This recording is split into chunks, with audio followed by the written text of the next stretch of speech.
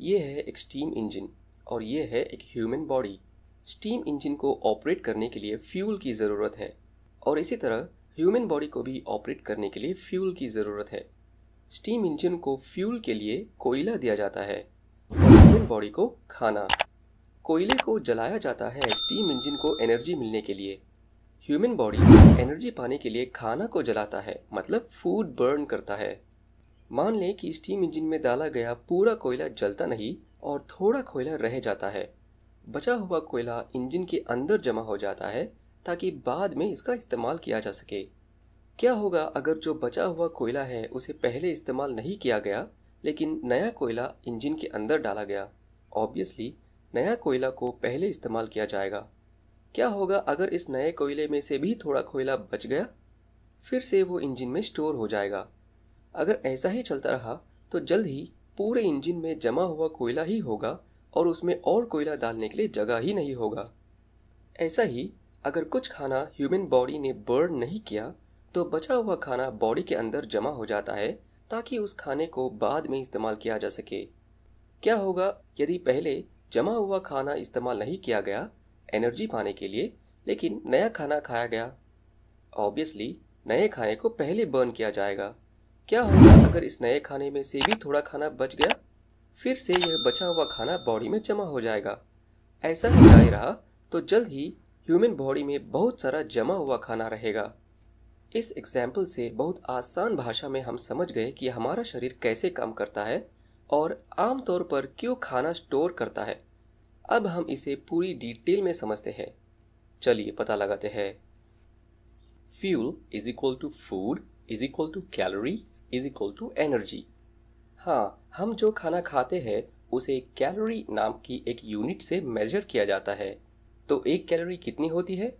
1 kilogram पानी को 1 degree Celsius तक गर्म करने के लिए कितनी एनर्जी लगती है वह 1 कैलोरी होती है। हर वो चीज़ जो हम खाते हैं उन सब में कैलोरी होती है।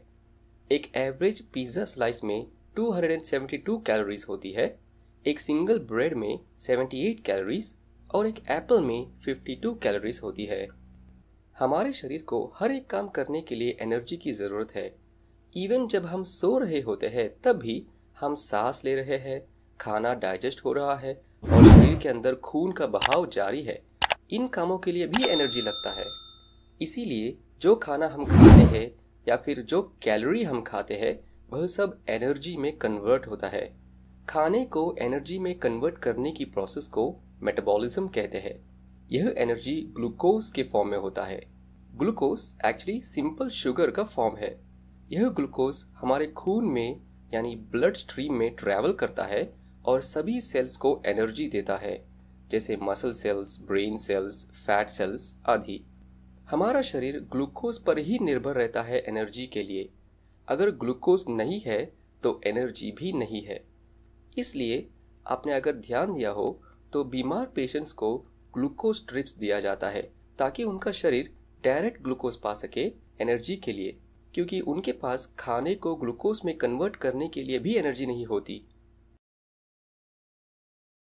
अब जैसे ही हमारे खून में ग्लूकोज बहने लगता है, हमारा पैनक्रियाज इंसुलिन नामक एक हार्मोन बनाता है। इंसुलिन सारे सेल्स के गेट को खोलता है और ग्लूकोज को सेल्स के अंदर जाने देता है एनर्जी मिलने के लिए। इंसुलिन के बिना कोई भी सेल को ग्लूकोज नहीं मिलेगा, जैसे कि अंदर जाने के लिए गेट ही बंद हो। अगर शरीर में इंसुलिन नहीं बनता है तो ग्लूकोज की मात्रा खून में बहुत बढ़ जाएगा और इसी से डायबिटीज़ होती है। अब कभी कभी हम ज़रूरत से ज़्यादा खा लेते हैं या हमारे खून में जितना सेल्स को ज़रूरत है उससे ज़्यादा ग्लूकोज मौजूद होता है। मसल सेल्स या फिर ब्रेन सेल्स कभी भी ज़रूरत से ज़्यादा ग्लूकोज नहीं लेता। इस समय जो एडिशनल ग्लूकोज है वो सब फैट सेल्स के पास जाता है जमा होने के लिए। यह ग्लूकोज फैट सेल्स में जाने के बाद फ्री फैटी एसिड्स में बदलकर जमा हो जाता है। इसी को हम फैट यानी चर्बी कहते हैं। एक बार जब सारा ग्लूकोज खत्म हो गया तो इंसुलिन सभी सेल्स के गेट बंद कर देती है और धीरे धीरे शरीर में कम हो जाती है। अब और इंसुलिन पैंक्रियास प्रोड्यूस नहीं करता है। अब अगर हमारे शरीर में और ग्लूकोज चाहिए एनर्जी के लिए लेकिन खून में ग्लूकोज है ही नहीं, तो ऑटोमेटिकली फैट सेल्स अपने अंदर स्टोर किया हुआ फ्री फैटी एसिड्स को बाहर निकालता है। यह फ्री फैटी एसिड्स खून में मिलकर बाकी सभी सेल्स को एनर्जी देता है। यह काम इंसुलिन के बिना ही होता है, इसलिए इन्हें फ्री फैटी एसिड्स कहा जाता है। इस प्रोसेस को ही फैट बर्निंग कहते हैं। यह नेचुरल प्रोसेस जिसमें हमारा शरीर फैट स्टोर करता है जब बहुत ज़्यादा ग्लूकोज हो और फैट बर्न करता है जब ग्लूकोज की कमी हो, ऐसे ही डिज़ाइंड है। तो मैं ये कैसे श्योर करूं कि मेरा शरीर बिल्कुल भी फैट स्टोर ना करे? सिंपल है, जितना भी कैलोरीज आप खाते हैं वह सब को बर्न कर दीजिए। और मैं कैसे सारे कैलोरीज को बर्न करूं? हम जो कैलोरीज खाते हैं वह 3 मेन कामों से बर्न होता है: डाइजेशन, फिजिकल एक्टिविटी और बेसिक बॉडी फंक्शंस को सपोर्ट करना। एवरेज देखा जाए तो एक पुरुष को यह सारे 3 कामों को करने के लिए लगभग 2700 कैलोरीज लगते हैं और एक महिला को लगभग 2200 कैलोरीज। तो एक आम आदमी जो डेस्क पे बैठी जगह से काम करता है, अगर वह एक दिन में बरोबर 2700 कैलोरीज खाता है तो उसका शरीर सारे कैलोरीज बर्न कर देंगी और कोई भी फैट स्टोर नहीं होगा।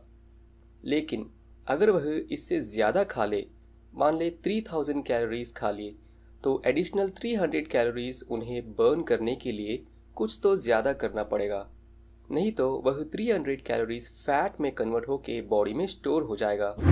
वे इसे डाइजेशन या बेसिक बॉडी फंक्शन सपोर्ट करने के लिए नहीं यूज़ कर सकते, क्योंकि ये सब 2700 कैलोरीज में ही हो चुकी है।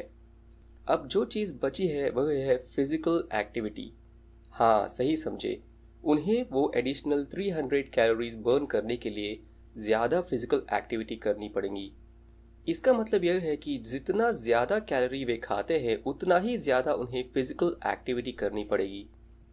अगर सिर्फ ज़्यादा कैलोरीज खा रहे हैं लेकिन कोई भी फिजिकल एक्टिविटी नहीं कर रहे, तो बचा हुआ कैलोरीज फैट बनकर बॉडी में स्टोर हो जाता है। इसी तरह एक व्यक्ति वेट गेन करता है और यही कारण है कि फैट बर्न करने के लिए ज़्यादा फिजिकल एक्टिविटीज़ करने की ज़रूरत है। तो अब आप समझ गए होंगे कि हमारा शरीर फैट क्यों स्टोर करता है। अगले वीडियो में हम फैट और फैट बर्निंग के बारे में और बातें सीखेंगे। इस चैनल को सब्सक्राइब करें ताकि नए वीडियो को आप मिस नहीं करेंगे। अगर आज आपने कुछ नया सीखा तो सभी के साथ शेयर करें और इस वीडियो को लाइक करें। ध्यान रहे, आप बहुत महत्वपूर्ण हैं। धन्यवाद।